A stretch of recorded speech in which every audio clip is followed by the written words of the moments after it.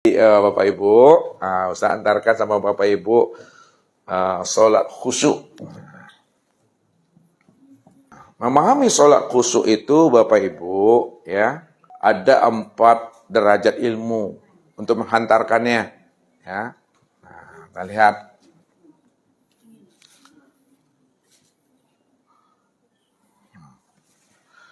Khusyuk di dalam derajat ilmu syariat fikih. Yang kedua, khusyuk di dalam derajat ilmu thariqat tasawuf. Yang ketiga, khusyuk di dalam derajat ilmu hakikat tauhid.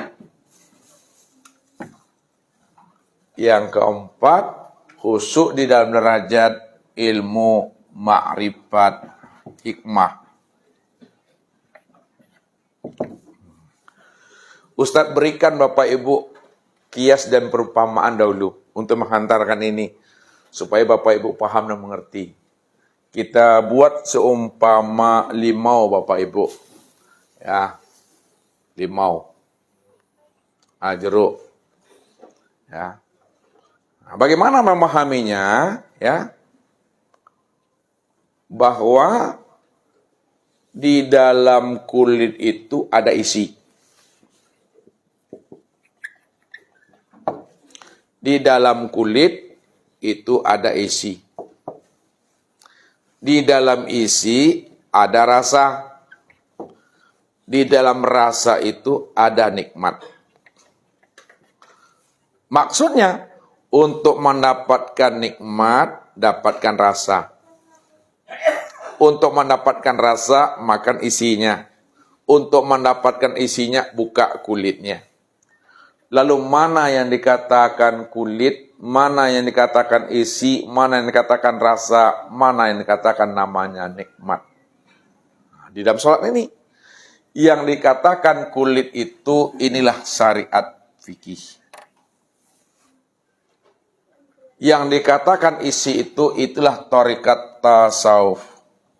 Yang dikatakan rasa itu itulah hakikat tauhid, dan yang dikatakan ma'rifat, yang dikatakan nikmat itu itulah ma'rifat hikmah itu. Itu maknanya di dalam syariat itu ada thariqat, di dalam thariqat itu ada hakikat, di dalam hakikat itulah ma'rifat. Maknanya syariat ini akan menghantarkan kepada thariqat. Ilmu syariat itu menghantarkan kepada thariqat. Tidak bisa ilmu syariat itu menghantarkan hakikat. Jadi ilmu syariat itu hanya mampu menghantarkan kepada thariqat. Thariqat inilah yang menghantarkan kepada hakikat. Dan hakikat itu yang akan menghantarkan kepada ma'rifat. Ma'rifat itulah yang menghantarkan kepada Allah.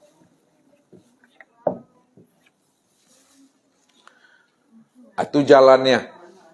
Makanya di dalam sholat, keempat jalan itu kita pakai. Makanya Nabi lah sebagai contoh dan teladan. Nabi sebagai uswahnya bagi umat ini, bagaimana kita betul-betul usul kepada Allah itu. Maka ini yang dijelaskan oleh Allah. Summa ja'alnaka ala syariatin minal amri fattabi'ha wa la tattabi' ahwa'al ladzina la ya'lamun. Sesungguhnya Nabi dan Rasul itu selalu berjalan di atas syariatnya Allah, aturan-aturan Allah. Minal amri, dari segala urusan. Fattabi'ha, ikuti Nabi itu. Jadi kalau Nabi itu sebagai uswah, sebagai contoh dan teladan bagi umat ini, bagaimana umat ini bisa wusul kepada Allah itu. Rupanya Nabi itulah contoh ma'rifat yang sempurna. Nabi itulah contoh hakikat yang sempurna. Nabi itulah contoh thariqat yang sempurna. Dan Nabi itulah contoh syariat yang sempurna. Jadi Nabi itu prosesnya berbeda dengan diri kita Bapak Ibu. Nabi itu prosesnya dari ma'rifat dahulu. Baru turun ke hakikat. Dari hakikat turun kepada torikat, dari torikat turun kepada syariat. Jadi Nabi itu prosesnya proses namanya tanazul. Kalau kita sebagai umatnya, proses kita dari syariat menuju torikat. Torikat menuju hakikat, hakikat menuju makrifat. Nah, itu proses kita tuh. Nah, dalam mendirikan ibadah sholat yang khusyuk itu, dirikanlah sholat itu di dalam 4 derajat ilmu ini. Ya. Nah, derajat ilmu syariat fikih, torikat tasawuf, hakikat tauhid, dan ilmu ma'rifat hikmah. Supaya sholat kita itu betul-betul khusyuk. Nah, lihat apa makna khusyuk. Nah, di dalam Al-Quran. Di dalam Al-Quran dijelaskan Allah, wujuhi yawma idzin khasyi'ah, bahwa wajah mereka nanti di akhirat itu tertunduk. Itu maknanya bahwa khusyuk itu artinya maknanya tertunduk, patuh, tenang, menikmati. Itu makna khusyuk. Disitulah ulama mengatakan al-khusyuk itu al-khudu wat tawadu.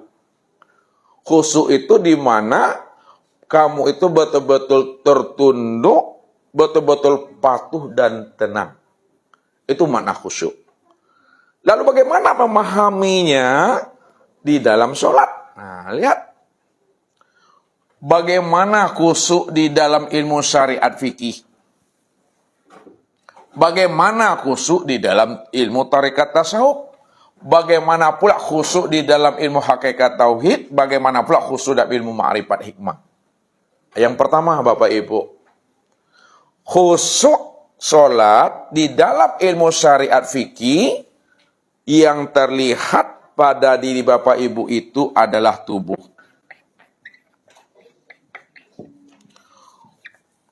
Rupanya khusyuk secara ilmu syariat fikih itu betul-betul terlihat pada tubuh.